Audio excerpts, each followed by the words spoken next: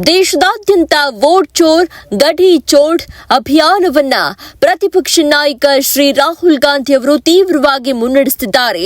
ಈ ಹೋರಾಟದ ಭಾಗವಾಗಿ ಇವತ್ತು ನವದೆಹಲಿ ರಾಮಲೀಲಾ ಮೈದಾನದಲ್ಲಿ ನಡೆದ ಮಹಾ ಸಮಾವೇಶದಲ್ಲಿ ಲಕ್ಷಾಂತರ ಜನರು ಭಾಗವಹಿಸಿ ಮತದಾನದ ಪಾವಿತ್ರ್ಯ ಮತ್ತು ಪ್ರಜಾಪ್ರಭುತ್ವದ ರಕ್ಷಣೆಗೆ ಘೋಷಣೆ ಮೊಳಗಿಸಿದರು.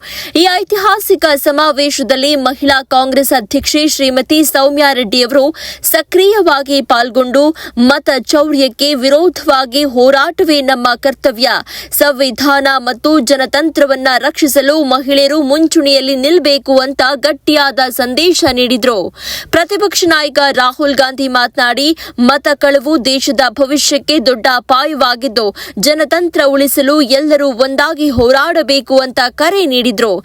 ಮತ ಚೌರ್ಯಕ್ಕೆ ವಿರೋಧ, ಪ್ರಜಾಪ್ರಭುತ್ವದ ಪರ ಹೋರಾಟ.